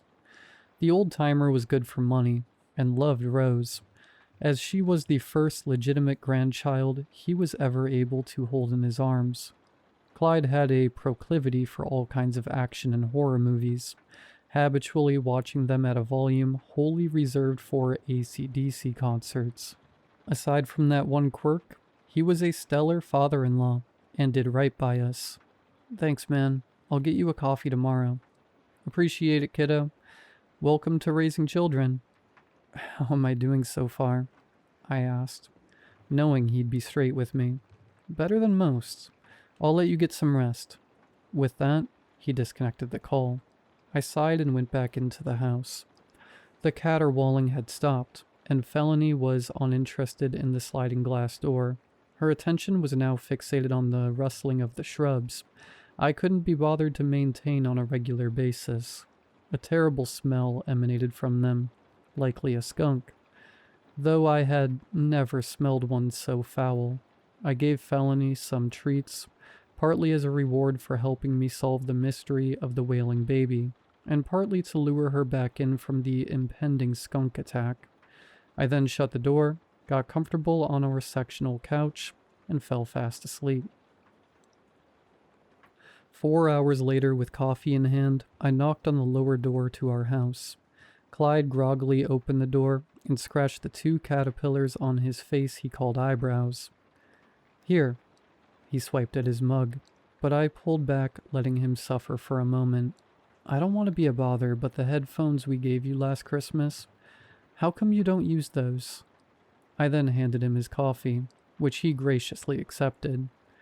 "They aren't loud enough." He took a swig on the morning brown and waggled an eyebrow. "I mean, well, they broke." "How did they break?" The cost wasn't the issue. We could easily get him another pair, but it was upsetting that a man so good with older technology could scarcely keep a pair of analog headphones in good condition. Tried to turn them to max volume with that little wheel doohickey. It snapped and broke the volume control. I can't get any sound in them anymore. "Sorry." He looked downcast. I suddenly felt as if I had kicked a small puppy. I relented. "Well, alright, man. Just no more late-night horror movies anymore. That wailing was terrible." I paused when he furrowed his brow in confusion. "What?" "Mikey, I was watching Casablanca." "Good one." I wasn't a fan of the classics, but there was no way in hell a crying baby was in Casablanca. No, seriously, look. Kyle beckoned me into his neatly kept apartment. He had an expansive collection of physical movies and multiple combination DVD and Blu-ray players. The prize of his collection was a vintage Sony SL8000 Betamax player. It rarely saw use, but sat atop a pedestal, closely among the VHS devices that absolutely dominated the market at the time. On his coffee table, with his Marlboro pack of cigarettes and a drained glass of bourbon, still sitting next to a mostly full bottle, was the VHS copy of Casablanca. The tape that rested in the sleeve had been inserted into the fourth most available VCR closest to one of his old tube television sets that he utilized for the experience. Refresh my memory. Do any babies cry in that movie? Maybe I was wrong. Maybe when Humphrey Bogart said, "Here's looking at you, kid," it could have been possible that his delivery, although perfect, would have upset a baby nearby. Mikey, you're a new parent. This is the first time you and Angela have ever done something like this. Look, go to work. I'm off today so I can take Angie and Rosie out for some dinner, and you can catch up on some sleep when you get home. I nodded along to his prattling. I knew what I heard last night. I didn't think it was some fluke. Even Felony heard something. I was unfamiliar with what kinds of noises a skunk could make, but it certainly wouldn't be crying. I figured Clyde was right. I just wanted to be a good dad. The opportunity of fatherhood was something that had happened once before, but was ripped away from me. Yeah, okay. You're right. Thanks. We're family. You're a good dad. Even the best of dads need a break now and again. Clyde clapped me on the shoulder, and I left for work. I couldn't focus a lot on my tasks that day. The mundane office job I had was better than most. Free coffee, a gym across the hall, lots of downtime between calls on the weekends. Something kept digging at me. Clyde called me a good dad, which was kind, but I'm sure he wouldn't if he knew some of the earlier choices I made in life. I was sweet on his Angela. The anatomy of our love blossomed when I first met her at church. Angie and I had been in love for a few years, and I took it slow. But before Angie, there was Veronica. She was the first woman I had married. It was a different love than Angie.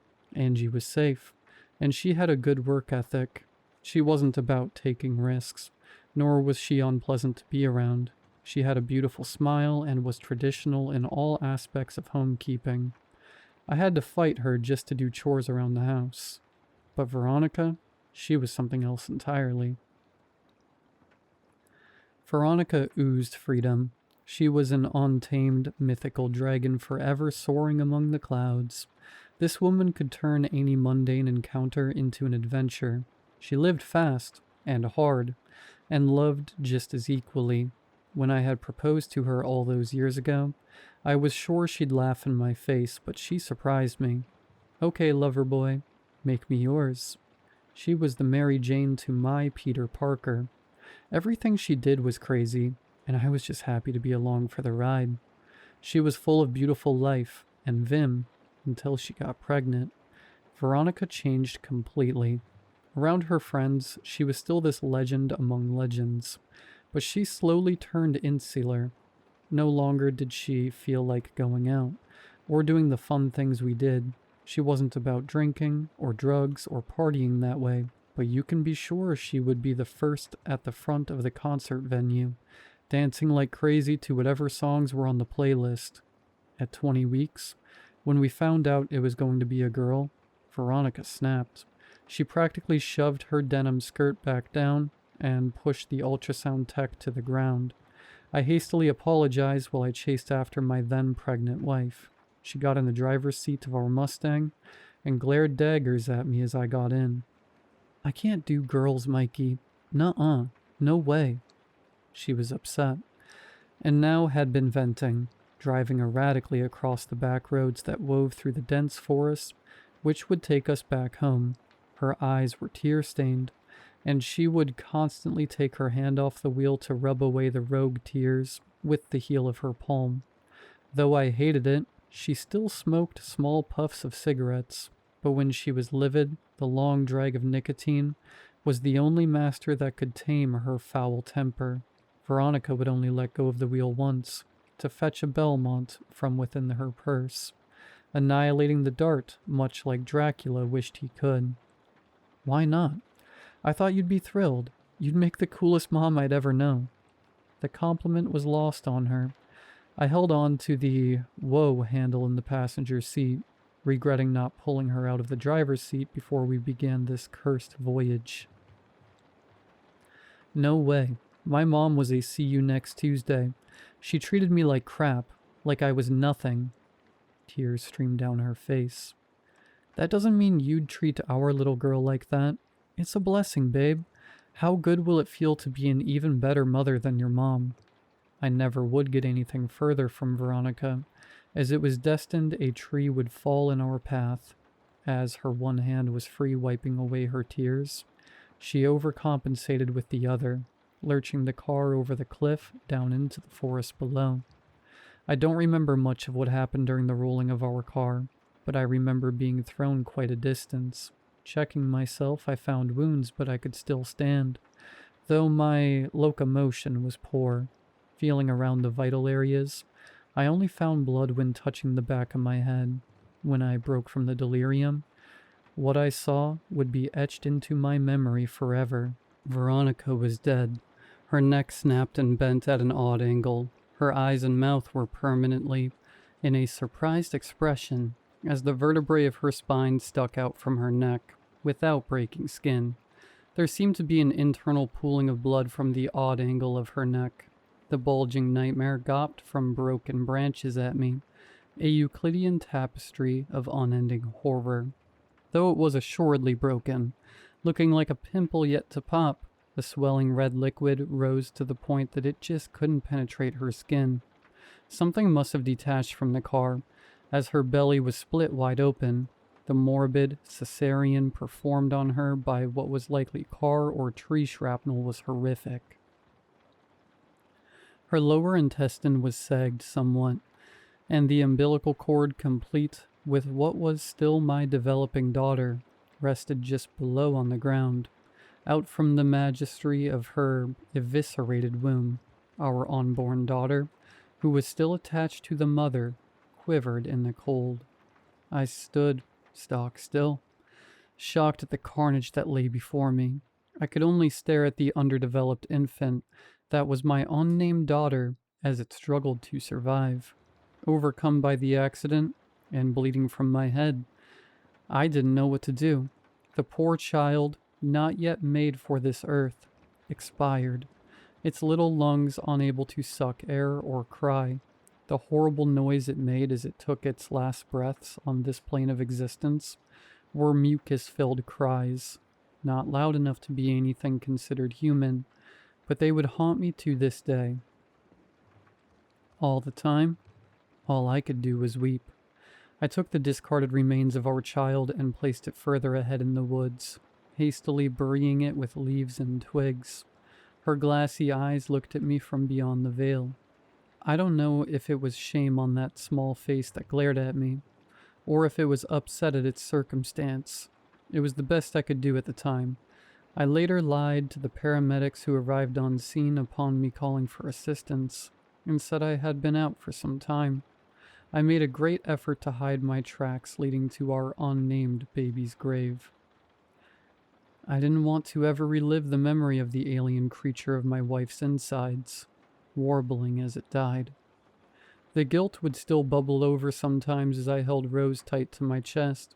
I lamented the life unlived from my first child, the one that would never be. Mikey, you okay? Snapping out of my haze. Far from the hellish forest, the buzzing lights of the call center centered me. I turned to see one of the other leaders on duty, waving a hand in my face. Getting enough sleep there, bud? Yeah, sorry. Parenthood is tough. This is you in 3 weeks, Michelle. Though I figure since you're growing the child, you'll probably be more tired. She smiled and rubbed her belly to my response. Yeah, I start my maternity leave tomorrow. I'm excited. Rick keeps asking how you've been doing, and I tell him you look tired each and every day. He said he's going to take some paternal leave to help me for the first little bit. I advocate for that. I would take more if I could, to be honest. Tell him to take 2 months, not 1. I will, thanks. Hey, it's not super busy. I can cover for you if you want to go home. She didn't have to ask me twice. I clocked out from my desk and gave her a hug. She waved as I raced home to go to bed. The drive home was 4 minutes and 8 seconds. I was still groggy by the time I climbed the stairs and unlocked the door. Angie was still home, and Rose was in good spirits. I mumbled to her one word, sleep, and passed out on the couch. I could hear Rose babbling happily in the ether of my dreams. Eventually I heard the front door open and then close. The smell of pizza woke me out of my coma. I found a note on the box. Triple cheese, just as you like it. We're out for dinner. My dad said you needed a night off, and Rose needs to learn about restaurants. Plus I'm excited for the kids under 3 eat free deal. We'll be home later. Love, Angie. The first bite of the slightly cold but still incredibly greasy pizza uplifted my spirits. I cried a single tear of joy that my creature comforts were still looked after by my wife. Angie was certainly a lover, more true than the sun. Gifted by Christ himself. My father once told me that marriage is split 60-40. The trick of the split is that both halves of the partnership were always trying to be the 60 in that split. The bliss I felt did not last long as Felony suddenly darted towards the back of the apartment and sat stock still at Rose's bedroom door. I heard a muffled cry from her bedroom. My heart leapt into my chest. I reread the note Angie had left me. Rose needs to learn about restaurants. Clearly Rose wasn't here. This certainly wasn't a restaurant. What was making that god-awful noise? I sent Angie a text. Rose is with you, right? It was a stupid question, obviously, but I had to be sure. I didn't get a response right away, so I slowly began the long walk to the back room. Every crease in the floorboards and creak from my weight caused me great unease. What was happening? What am I walking into? Why is it upset? What is it? More questions raced through my mind as I slowly opened the door to the bedroom. I didn't turn on the light. The only ambient lighting that shone through the curtains was the setting sun. The crying continued, though it wasn't as loud as it was before. Felony suddenly stood up. Her hackles raised as she made a low hiss, not wanting to step a single one of her paws into the room. It's okay, girl. Shh, I'll be okay. I didn't truly know if I would be. Felony stood her ground, but walked no further. The dread of stepping closer to whatever was making the noise made my heart hammer loudly in my chest. As I took a single step into the room, my phone vibrated. The crying continued, this time louder. Slowly I read the message, now horrified at what I might find. Rose is here with me and my dad. Attached was a picture of my beautiful daughter with spaghetti sauce on her porcelain features. I looked into the crib, which had a lumpy figure, moving within the blanket. I tried to rationalize what it was that was wailing so maliciously. An odd, humorless thought of a vengeful skunk permeated my brain.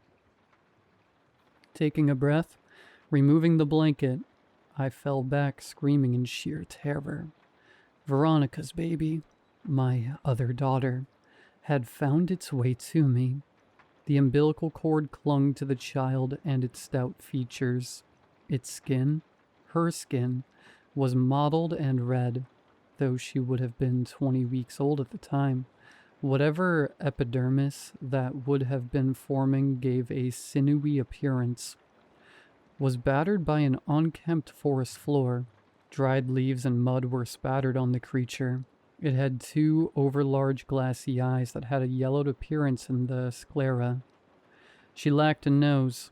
but instead had a pushed-in slit and cleft palate where the nose should be.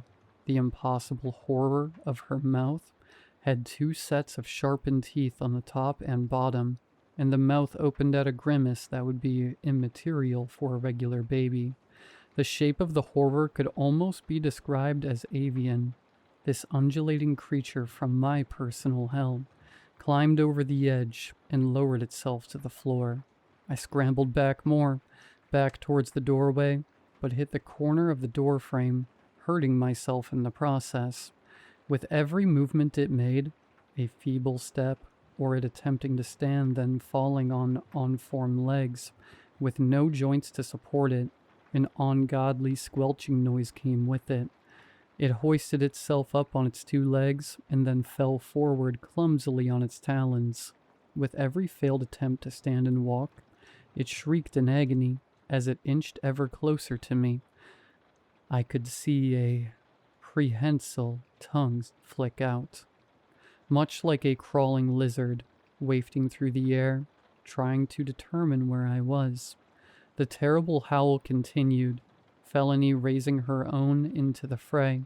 The orchestra of madness reached its zenith when courage finally found me. I flicked on the bedroom light. Gone was the murky dimness, the room now bathed in a comforting light. The monstrosity, my unborn child, that terrible thing, was no longer there. Any viscera it had left in both the bassinet or the floor of Rose's room was gone. Felony and I both were confused, and still rattled from the experience. You saw that too, girl? The emerald green eyes of my cat gave me a knowing look. My phone was vibrating. 6 missed calls from Angie. What was perhaps only a minute was in actuality half an hour. I immediately called her back as I searched Rose's room for the maleficence that lingered within it. Michael, are you okay? She was stern, using her motherly voice. Angie only ever called me Michael when she was with Rose. A little rattled. I got some sleep but had a terrible nightmare. You don't sound so good. Pizza was a bad call? No, hun, pizza is great. Listen. I could hear movement in the living room. I lurched my body out and could see Felony playing with one of her toys. Her temperament was solid, so I felt safe for the moment. I have to go for a bit of a drive. I gotta go up north about an hour to the other office for IT shenanigans. Since I left early, they wanted me to head over and check on some things with the new employees. It was a crappy lie, but I needed something. This late at night? My wife saw through it immediately. Yeah, it's because I left early that they're making me do it. The other team leads that could be available don't have access to a car. I'm the only one that does. I sucked at lying. Well, alright then. Hey, save some pizza for Rose. I want to give her a small bite to see what she thinks. I only had a single slice before falling back asleep. There's plenty left. Okay, say bye to Daddy, Rosie. Angie put the phone up to Rose on speaker. I could hear the beautiful babbling of my living daughter. I wept, as only a father could. I could see Rose for who she was now, and imagined who she would be in the future. I didn't know if I would see it after tonight. Bye, honey. Daddy will be home late tonight. Be good for your mom. We said our goodbyes, and I silently prayed for Rose. I couldn't let this thing near her. Something had to be done. I cursed the weather as it grew tumultuous on the drive toward the unborn child's resting place. The rainfall began no sooner than I left my apartment. I said a possible final goodbye to Felony and left a note for Angela. I admitted everything, told her about Veronica, of who she knew, but also the unborn daughter, of whom I buried hastily, that she did not know about. The image still vexed me, the unborn girl who was never meant to be. Though I didn't hear her cries as I drove, the thunder, crash, and lightning gave all the pageantry of her misery. I couldn't be certain that my plan would work, though I had to try, In my hasty preparation on my way to the end of the beginning, I searched the internet for curses, any sort of malignant power, anything related to harm done to children. Aside from the biblical threat from Jesus Christ himself, warning me of the fate of gnashing teeth and great weeping I would receive for my transgressions, I found a single hit. Peroniak.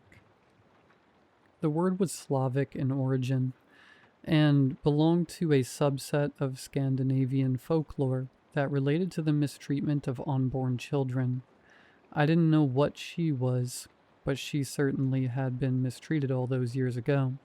Of the few stories perpetuated from any folk stories, or video games that strung similar chords, the end result to break the curse was the same: make it right. I would give her a proper burial, hopefully appeasing her.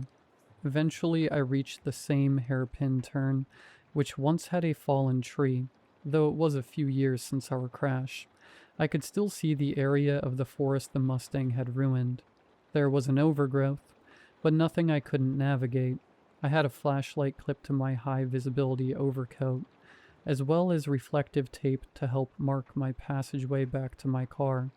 Before I could make my way down the precarious embankment toward my destination, a horrible screech of tires and crash of metal interrupted any thoughts I had. Though I believe I had pulled over far enough, the rain caused visibility to be poor, and as such a tractor trailer slammed into my car. The resulting aftershock launched me over the guardrail, and I tumbled headfirst into a thicket of darkness. A familiar sensation overtook me as I fell. I could see the past as it happened. I felt all the rules of the Mustang I was once in match this future that I had yet to experience. I could see Veronica, panicking in the car, holding on to her belly. Despite all things I had believed, it relieved me to see her in her last moments, show love to the child we could have had. I felt my body strike something with a wet thud and I passed out. I woke an unknown amount of time later. The rain was still falling, though not as harshly. I sucked wind and checked my body for injuries. My ankle was twisted completely around. The pain was indescribable, like 1,000 tiny knives all cut it at once. From every angle, I checked my flashlight, relieved to see it still worked. Through the murky bramble of wet and autumn leaves, I was shocked to see the site of our crash. I wasn't sure if I should thank God or curse him. I stood weakly, looking for a branch to help support my weight. Luckily, there were thick enough sticks. I could cobble together a makeshift crutch, hobbling my way to where I had buried her, or at least where I thought I had buried her. I could see a disturbance in the ground. It had been years, but I was prepared in the event wildlife had got to her. Digging up the hastily dug grave I once created for her, I found small lumps of viscera, which I assumed to be remnants of my little girl. I cried, thinking of Rose. What a fate that could have been hers. Would I bury her like this too? How could I have been so uncaring? The task at hand, with pain and blood slowly ebbing from my wounded ankle, I resolved to make things right. I took whatever discarded rotted lumps of meat that were within the hole and wrapped them from a piece of my garment. I reburied them and used sticks to mark the gravesite. I prayed the Lord's Prayer, weeping through the verses. My breathing had become ragged. I removed the flashlight from my coat and re-examined myself. I could feel a piercing pain in my abdomen. As the rain still fell, it was hard to see what was wrong, but I wasn't sure I would have much more time to do what needed to be done. I finished the grave, scrawling her name into the cross of sticks. My ruined fingernails and broken body finally sighed as I finished with her name, Anna. My work was completed. I leaned back against the closest tree to the grave. Terror overcame me again as the same putrescent creature in Rose's bed crawled from just beyond the gloom in the forest. It was still frightfully deformed. and repulsive to look at. The rain pinging against its broken body made it shudder. For the first time since I laid eyes upon the creature, I felt pity. What sort of father could leave his daughter alone in such a condition? I swallowed, tears welling up in my eyes. Anna, come here. Come sit with Daddy. If it could be called a smile, the multiple rows of teeth all at once twisted into a childlike grin. It didn't hurry toward me, but crawled with a hastened speed. The smell of it was unbearable. The rotted flesh of a carcass mixed with spoiled meat. I laughed mirthlessly, knowing now for certain what had made the rustling in the shrub those few nights ago. The prehensile tongue came out and licked one of the glassy yellow eyes, bulging from its horrible face. The crying began to waver. It was replaced with a strange cooing noise emerging from the mounts. No, from Anna. No longer was I plagued by its caterwauling. My heart felt at ease and my body less heavy. I did you wrong, Anna, but no more. I've marked where I left you and I've named you. I will always love you, just as much as Rose.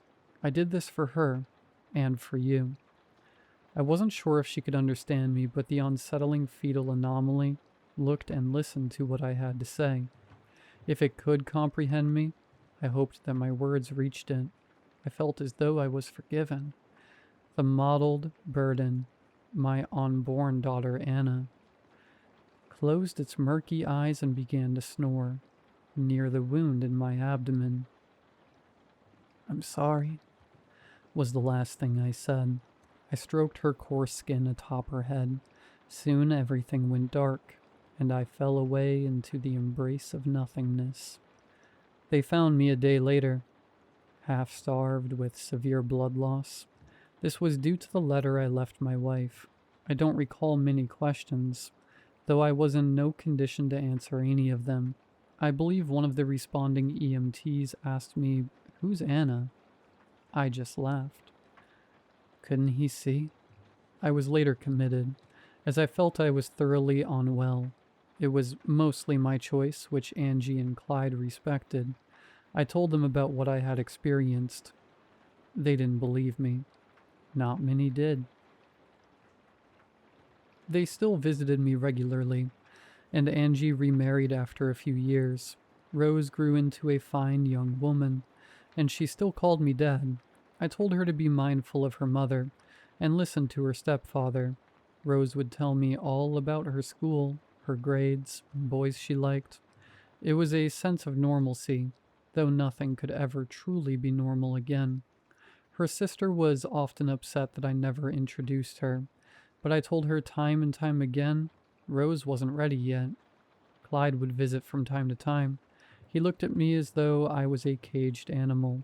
Despite his wariness, Clyde listened to what I had to say and believed me when I told him about Anna. He asked me what Anna looked like. I had attempted to draw her once, from my memory, foggy as it was. Every time I put pen to paper, the image wouldn't look quite right. The doctors who had approved my drawings deemed me unfit for re-entry. I soon stopped trying to explain what I could see, or who was there if only to be left alone to my own devices. But Anna was with me.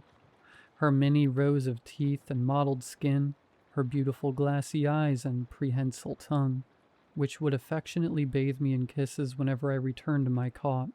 In the room I was allowed. She was a good girl, and I was glad that I had her. Her angelic wings would spread out and cover us while we napped together. I loved her, and rocked her to sleep nightly, ensuring she never cried again. My precious daughter, my little angel, Anna.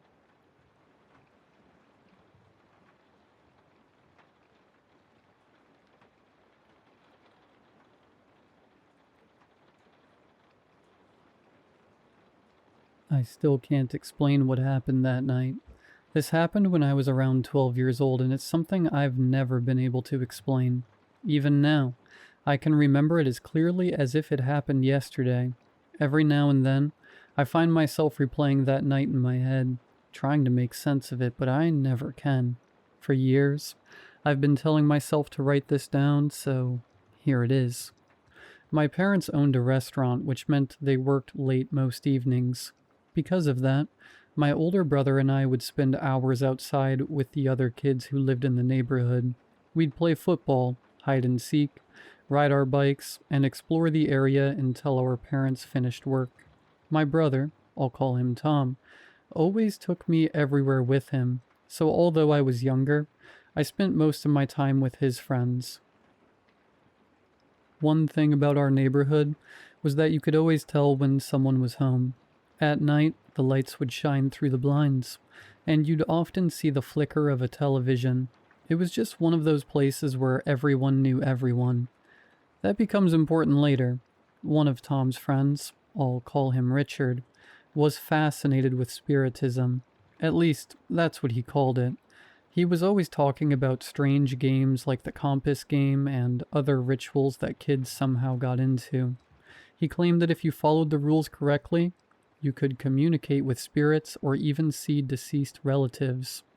I never really believed any of it. I was only 12. And most of the conversations happened between Richard and my brother while I quietly listened nearby. Then one night, everything changed. I remember it was dark, and we were standing near a row of parked cars where we usually hung around.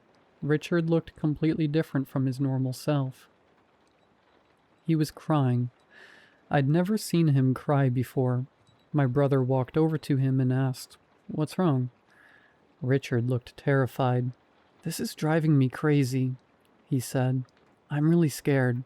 I've been playing those stupid games, and strange things have started happening." He pointed towards the house of an elderly man who lived nearby. I'll call him Bart. Bart had recently passed away. Richard explained that ever since Bart died, he'd noticed something that didn't make sense. During the day, the house looked exactly as you'd expect. Empty, but at night the lights would come on, and you could see what looked like a television flickering through the half-closed blinds. As he pointed, my brother and I looked over. Sure enough, the lights were on. From where we were standing, we could clearly see light coming through the windows. There was also the unmistakable flickering glow that looked exactly like a television playing inside. Then Richard quietly said something that made my stomach drop. "Bart died last week." My brother and I just stood there staring at the house. Trying to think logically, my brother finally said, "If Bart's dead and nobody lives there anymore, someone must have broken in. We should call the police." Richard was shaking. I'd never seen him like that before. He'd always been the toughest kid in the neighborhood. He'd grown up in a rough area and wasn't the type of person who scared easily. Around that time, another neighbor arrived in his car. He was older than us, probably somewhere in his 20s or 30s. As soon as he saw Richard, he knew something wasn't right. After hearing what he'd seen, he called the police. We waited for what felt like an hour or two before a police car finally arrived. Richard explained everything to the officers. After explaining, they decided to enter the house in case someone had broken in. They used a tool to unlock the front door and disappeared inside. We stood there waiting. A few minutes later, the officers came back outside. One of them told us there was nobody inside. No lights, no television, nothing. I remember feeling completely confused. Then one of the officers said something I'll never forget. He told us they'd checked the electrical supply, and the main fuse had actually been removed by the electricity company. From what I later learned, that's something that can happen when a property has no active electricity amount. The house shouldn't have had any power. It was impossible. Then something happened that's always stayed with me. An elderly woman suddenly appeared. I don't remember seeing her walk towards us. I don't remember where she came from. She simply appeared. She looked directly at me, my brother, and Richard. Then she calmly said each of our names before saying, "Don't worry, I'm taking care of this house." That's the last thing I remember. Everything after that is blank. I don't remember going home. I don't remember speaking to the police again. I don't remember anyone explaining what had happened. It's as if that part of the night was erased. Even now, all these years later, I still think about it. Who was that woman? How did she know our names? How did we all see lights and what looked like a television in a house that didn't even have electricity? I carried on playing in that neighborhood for years afterwards. Eventually, another family moved into Bart's house, and nobody ever mentioned that night again. But I never forgot it. Every so often I still find myself replaying those moments in my head. The light, the empty house, and the old woman who has seemed to appear from nowhere.